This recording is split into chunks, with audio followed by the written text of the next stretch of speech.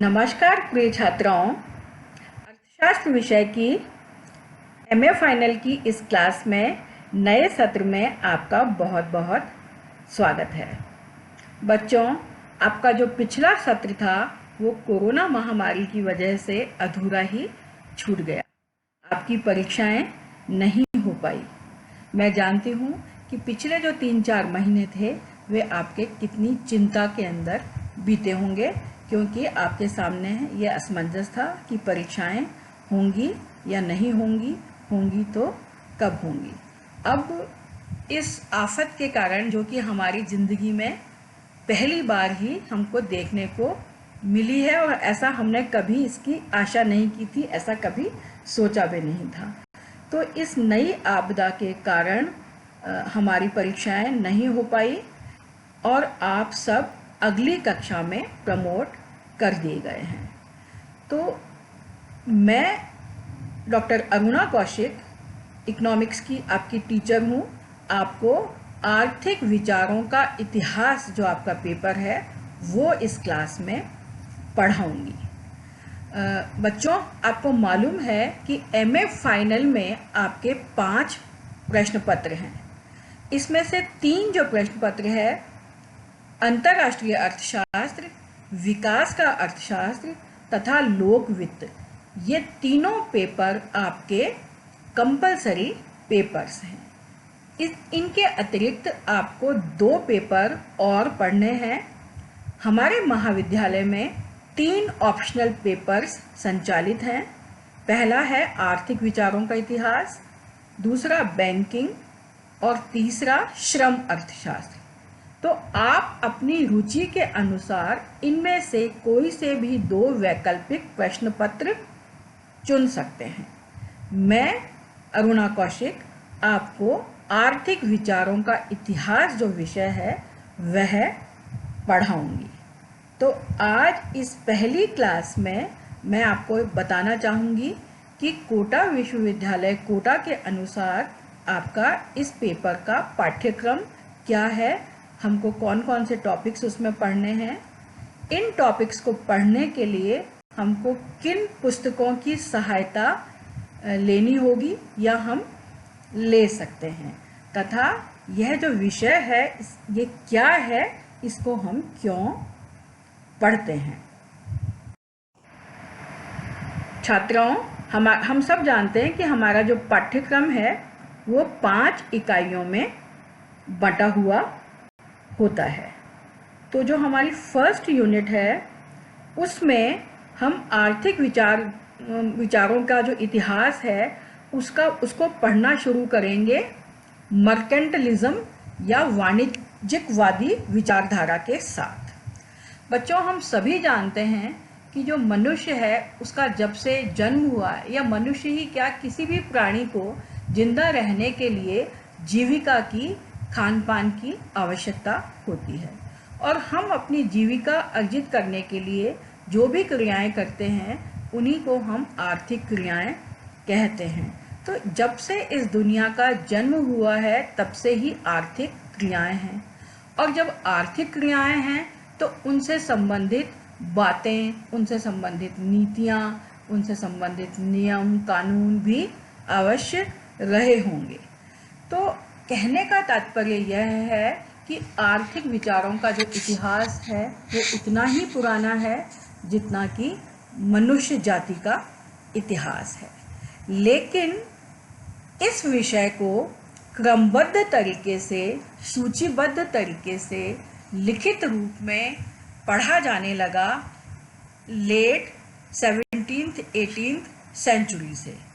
और इसमें भी हम सब जानते हैं कि जो अर्थशास्त्र के संस्थापक अर्थशास्त्री थे एडम स्मिथ, उन्होंने 1776 में किताब लिखी an inquiry into nature and causes of wealth of Nations.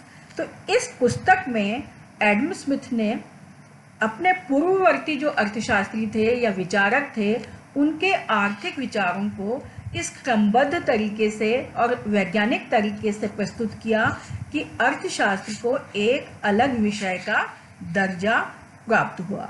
लेकिन उनसे पहले भी कुछ उनके पूर्ववर्ती विचारक थे जिन्होंने अर्थव्यवस्था के बारे में, आर्थिक क्रियाओं के बारे में, राज्य के आर्थिक क्रियाओं में योगदान कितना होना चाहिए, इस बारे में अपने विचार प्रस्तुत किए थे।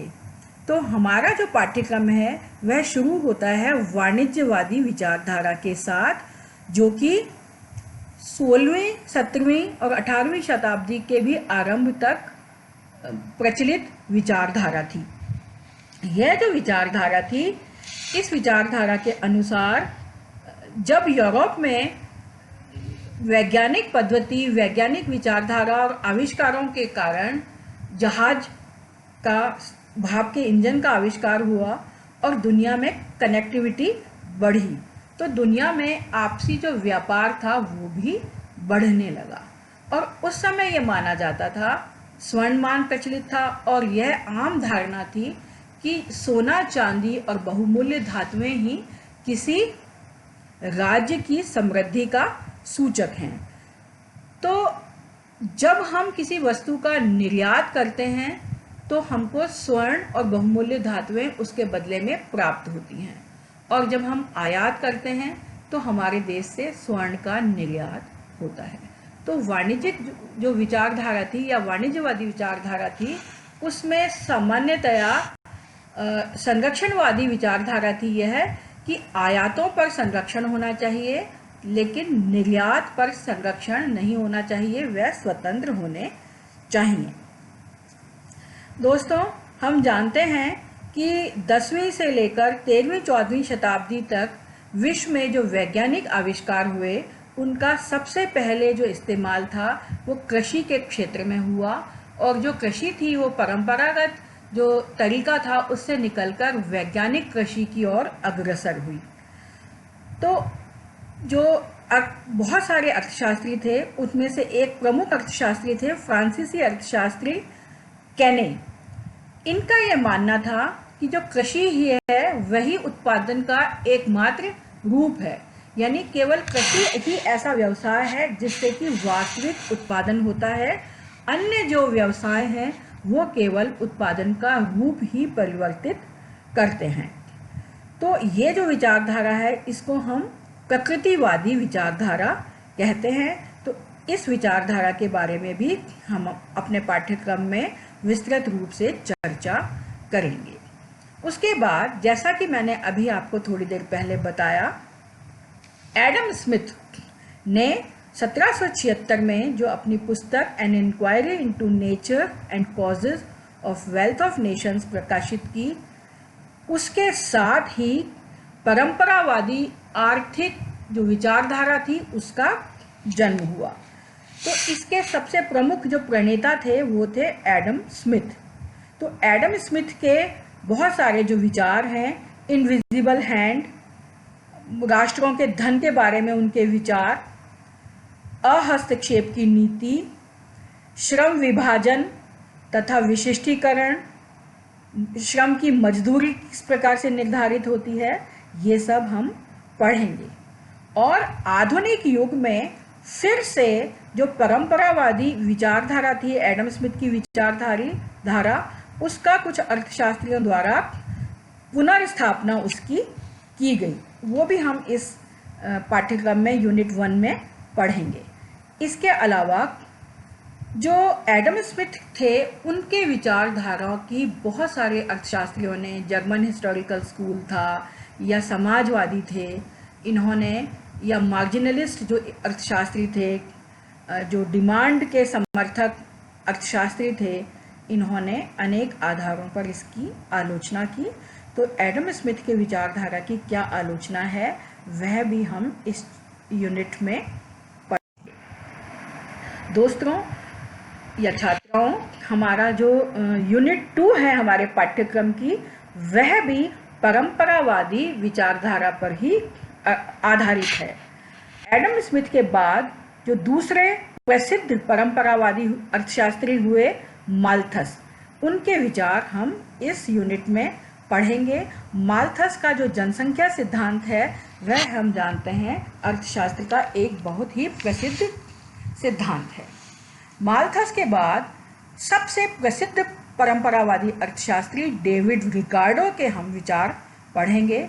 अर्थशास्त्र में डेविड रिकार्डो का जो टैक्सेशन का सिद्धांत है, रिकार्डो का लगान सिद्धांत, रिकार्डो का तुलनात्मक सिद्धांत, ये सब जो हमारा आर्थिक साहित्य है उसमें इनका बहुत महत्वपूर्ण योगदान है।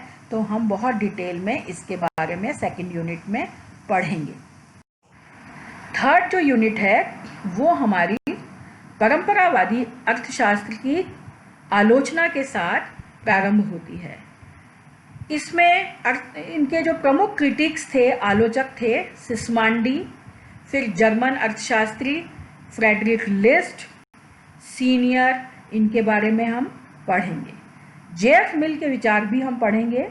जेएफ मिल जो थे वो भी एक परंपरावादी अर्थशास्त्री थे। इन्होंने एडम स्मिथ और डेविड रिकार्डो के विचारधारा को आगे बढ़ाया और इसमें बहुत सारी नई चीज़ें जोड़ी। इसके बाद में हम केन्स के सिद्धांत, हमारी जो थर्ड यूनिट है उसमें पढ़ेंगे। छात्राओं, जो क्लासिकल स्कूल था उस विचारधारा के परिणाम स्वरूप विश्व में खासकर या विशेषकर यूरोप में और ब्रिटेन में जिस आर्थिक व्यवस्था का प्रादुर्भाव हुआ उसको हम पूंजीवादी विचारधारा कहते हैं। तो जो पूंजीवादी विचारधारा है वह क्लासिकल या परंपरावादी विचारधारा का ही आउटकम या परिणाम था। पूंजीवादी विचारधारा के जन्म के साथ साथ जो कठिनाइयाँ या परेशानियाँ देशों को हुई, उनके कारण कुछ अर्थशास्त्रियों ने परंपरावादी अर्थशास्त्र की आलोचना प्रारंभ की। इसमें सबसे प्रमुख जो स्कूल या संप्रदाय है वह है समाजवादी विचारधारा। समाजवादी विचारधारा को हम दो भागों में बांटते हैं, एक काल्पनिक समाजवाद और एक वैज्ञानिक समाजवाद। तो यूटोपियन या जो काल्पनिक समाजवाद है उसमें हम सेंट साइमन, ब्लां, चार्ल्स फूरियर, प्राउधो आदि के विचारों का अध्ययन करेंगे। उसके बाद में जो साइंटिफिक सोशलिज्म है उसके प्रणेता कार्ल मार्क्स थे, तो इसमें हम कार्ल मार्क्स के विचारों का अध्ययन करेंगे। इसके बाद में ये जो समाजवादी विचारधारा थी, इन्होंने परंपरावादी अर्थशास्त्र की जो आलोचना की वो इस कारण से की कि परंपरावादी अर्थशास्त्र के परिणाम स्वरूप पूंजीवाद का जन्म होता है और पूंजीवाद में लोगों में आय का जो गैप है, अंतर है, वो बहुत ज़्यादा बढ़ जाता है। आर्थिक सत्ता का केंद्रीकरण कुछ ही हाथों में हो जाता है और जो पूंजीवादी विचारधारा है वह श्रम के शोषण पर आधारित है। हम छोटी क्लासेस में पढ़ चुके हैं कि परंपरावादी अर्थशास्त्रियों का ये मानना था कि श्रम ही उत्पादन का एकमात्र साधन है। तो इस परंपरावादी मान्यता को जो समाजवादी अर्थशास्त्री थे उन्होंने अपना हथियार बनाया और उन्होंने कहा कि श्रम ही उत्पादन का एकमात्र साधन है, लेकिन श्रम के द्वारा जो उत्पादन किया जाता है उसका अधिकांश हिस्सा उद्योगपति या पूंजीपति हड़प लेते हैं और श्रम को केवल उसके सीमांत उत्पादन के अनुसार ही मजदूरी प्रदान की जाती है। तो श्रमिकों का इस व्यवस्था में शोषण होता है। परंपरावादी अर्थशास्त्र की आलोचना करने वाला जो दूसरा प्रमुख संप्रदाय था वह था जर्मन ऐतिहासिक संप्रदाय। इन्होंने इस आधार पर परंपरावादी अर्थशास्त्र की आलोचना की कि परंपरावादी अर्थशास्त्रियों ने स्वतंत्र व्यापार का समर्थन किया था। फ्रेडरिक लिस्ट का यह मानना था कि स्वतंत्र व्यापार यदि होगा तो केवल जो पहले से ही विकसित या स्थापित अर्थव्यवस्थाएं हैं उन्हीं को सारा फायदा होगा। तो उन्होंने अपने फेमस इन्फेंट इंडस्ट्री या शिशु उद्योग तर्क के द्वारा यह कहा कि एक उद्योग को प्रारंभिक अवस्था में पनपने के लिए संरक्षण की आवश्यकता होती है। तो जब कोई अर्थव्यवस्था नया नया विकास शुरू करती है तो उसको अपने नए उद्योगों को, शिशु उद्योगों को संरक्षण देना चाहिए, जिससे कि वह विकसित राष्ट्रों के स्थापित उद्योगों की बराबरी में आ सके। और जब वह उनकी बराबरी में आ जाए तब फिर हमको स्वतंत्र व्यापार की नीति अपनानी चाहिए।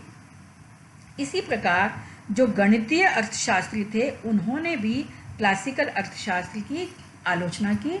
इन लोगों का ये मानना था कि जो निर्धारण है किसी भी वस्तु की कीमत का, उसमें केवल लागत ही नहीं बल्कि मांग का भी इम्पॉर्टेंट स्थान है, और जो उपयोगिता है किसी वस्तु की वह उसकी कीमत को निर्धारित करने में बहुत महत्वपूर्ण तत्व है।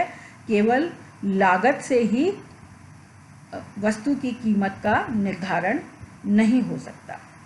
इसके पश्चात छात्राओं, जो एक प्रसिद्ध ब्रिटिश अर्थशास्त्री थे, कैम्ब्रिज अर्थशास्त्री भी जिनको हम कहते हैं, मार्शल, उन्होंने पुनः जो परंपरावादी अर्थशास्त्री थे उसको पुनर्स्थापित किया और नए विचार अपने प्रस्तुत किए। तो मार्शल और उनके अनुयायी जो थे, मार्शल के पीगू और रॉबर्टसन, इन सब के विचारों को हम नव परंपरावादी अर्थशास्त्र कहते हैं। तो नव परंपरावादी अर्थशास्त्र या नियो क्लासिकल इकोनॉमिक्स में मार्शल के विचार भी हम इस यूनिट 4 में पढ़ेंगे। हमारी जो 5वीं इकाई है वह 20वीं शताब्दी के जो आर्थिक विचार हैं उन पर आधारित है। इसमें प्रसिद्ध अर्थशास्त्री जॉन मैनार्ड कीन्स, उनके विचारों का उदय क्यों और कैसे हुआ। हम सबको मालूम है कि 1929-30 में विश्व को महान मंदी का सामना करना पड़ा। इस मंदी के अंतर्गत जो क्लासिकल विचारधारा थी, पूर्ण रोजगार की, दीर्घकाल में हमेशा पूर्ण रोजगार बना रहता है, और यदि किसी कारण से बेरोजगारी हो गई तो यह वेज प्राइस फ्लेक्सिबिलिटी के कारण अपने आप दूर हो जाएगी और संतुलन स्थापित हो जाएगा। ऐसा क्लासिकल या परंपरावादी अर्थशास्त्रियों का मानना था। लेकिन 1929-30 की मंदी में यह विचारधारा काम नहीं आई। तो ऐसे में उस समय के प्रसिद्ध ब्रिटिश अर्थशास्त्री, जो कि स्वयं भी एक कैम्ब्रिज अर्थशास्त्री थे और मार्शल के ही अनुयायी थे, उनको लगा कि इस परंपरावादी और नव परंपरावादी विचारधारा में कुछ कमियां हैं। तो इन्होंने इन कमियों को दूर करते हुए अपने आर्थिक विचार अपनी प्रसिद्ध पुस्तक में प्रस्तुत किए, जिसके बारे में हम पढ़ेंगे। इसके बाद में गणितीय जो उद्योग है, जिसको कि हम मार्जिनलिस्ट स्कूल भी कहते हैं, या फिर जो गत्यात्मक अर्थशास्त्र, ज़्यादातर हमने जो इकोनॉमिक्स में थ्योरीज पढ़ी हैं वो ज़्यादातर स्टैटिक नेचर की थी। हमारा जो क्लासिकल इकोनॉमिक्स थी या नियो क्लासिकल इकोनॉमिक्स थी, और जो कीन्सियन इकोनॉमिक्स थी वो स्टैटिक या कंपैरेटिव स्टैटिक, यानी कि स्थैतिक या तुलनात्मक स्थैतिक जो हमारी पद्धति है उनके आधार पर इसके सिद्धांत निर्मित थे। लेकिन इसके बाद में गत्यात्मक जो अर्थशास्त्र है उसकी प्रारंभ हुआ। तो वह क्या चीज़ है उसके बारे में हम पढ़ेंगे, और अर्थशास्त्र में जो अर्थमिति है या इकोनोमेट्रिक्स का क्या कंट्रीब्यूशन है ये भी इस यूनिट में हम पढ़ेंगे। और इसका जो अंतिम भाग है वो भारतीय आर्थिक विचारों के बारे में है। तो भारत में जो भारतीय दर्शन है, भारतीय साहित्य है, भारतीय आर्थिक साहित्य है, उसमें अर्थव्यवस्था के बारे में, आर्थिक नीति के बारे में, आर्थिक क्रियाओं के बारे में क्या विचारधारा प्रचलित है, ये हम इस यूनिट में पढ़ेंगे। तो इसमें प्रमुख रूप से हमको पढ़ना है कौटिल्य के विचार, महात्मा गांधी के विचार, B.R. अम्बेडकर के विचार और दीनदयाल उपाध्याय के विचार।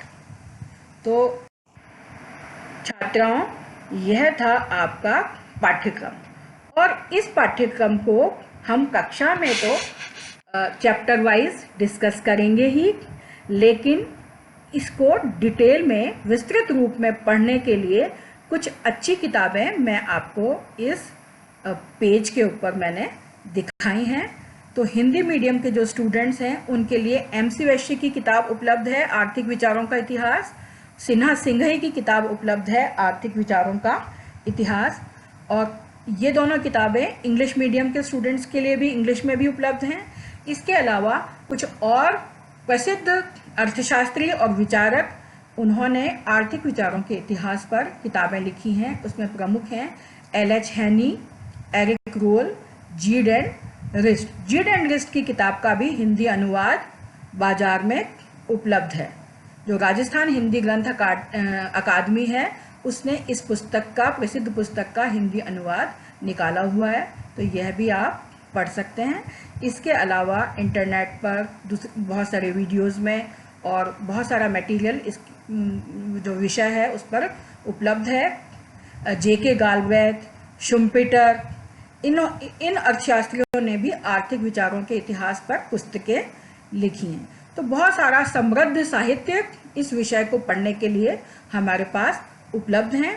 तो आशा है छात्राओं आप इस नई जो क्लास है, वर्चुअल क्लास, वीडियो क्लास, यह आपको पसंद आएगी और इसको भी आप उसी प्रकार से आत्मसात कर पाएंगे, उतना ही एंजॉय कर पाएंगे जितना कि आप लाइव क्लास के लिए में आप पढ़ते थे या उसको एंजॉय करते थे। तो आज के लिए इतना ही छात्राओं। अगले वीडियो में हम हमारे सिलेबस का जो फर्स्ट चैप्टर है, फर्स्ट टॉपिक है प्रकृतिवाद या फिजियोक्रेसी, उसके साथ उपस्थित होंगे। तब तक के लिए बहुत बहुत धन्यवाद।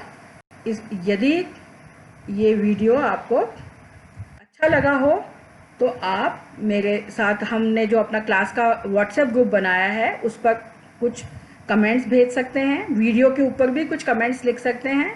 लेकिन छात्राओं ध्यान रहे कि जिस चैनल पर ये वीडियो डाला जाएगा वो एक शैक्षणिक चैनल है, तो उस पर किसी भी प्रकार की अभद्र टिप्पणी, अभद्र भाषा या कोई व्यक्तिगत बात लिखना निषेध है।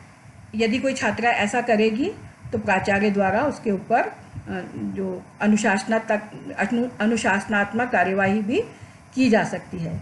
हाँ, लेकिन आपके विषय से संबंधित विचार ओपन हैं, तो आप इस पे कमेंट्स के माध्यम से या व्हाट्सएप ग्रुप के माध्यम से आपकी जो भी क्वेरीज हैं वो कर सकते हैं। आपको समय समय पर विषय से संबंधित प्रश्न और असाइनमेंट्स दिए जाएंगे, तो वो भी आपको समय समय पर करने हैं। और छात्राओं, एक बात मैं आपको इसमें और कहना चाहती हूँ कि आपने देखा कि जो पिछले वर्ष के जो प्रश्न पत्र हैं, परीक्षाएं हैं, वो भी निरस्त हो गई और इस महामारी का प्रभाव हम कब तक रहेगा यह कहने में या प्रिडिक्ट करने में हम सब असमर्थ हैं। तो यह भी हो सकता है कि आने वाले समय में कुछ समय तक, जब तक कि यह स्थिति ठीक नहीं होती, आपके जो रिजल्ट्स हैं, आपकी जो परीक्षाएं हैं, वो आपके असाइनमेंट्स के माध्यम से ही ली जाएं और आपका जो मूल्यांकन है, आपके जो मार्क्स हैं, वो आपके इंटरनल असाइनमेंट्स के या आपको जो कार्य दिया जाएगा उसके माध्यम से ही आपको मूल्यांकन आपका किया जाए। तो छात्राओं, जो भी आपको असाइनमेंट दिया जाएगा, होमवर्क दिया जाएगा, आप उसको गंभीरता से लें और जिस भी मोड में, जिस तरीके से आपको सबमिट करने को कहा जाए, समय पर आप उसको सबमिट करें, जिससे कि अगर कोई इंटरनल तरीके से, आंतरिक मूल्यांकन के तरीके से आपको मार्क्स दिए जाए तो उसमें भी आप सफल सिद्ध हों। तो धन्यवाद छात्राओं। अगले लेक्चर में, अगले वीडियो में फिर आपसे मुखातिब होंगी मैं, डॉक्टर अरुणा कौशिक।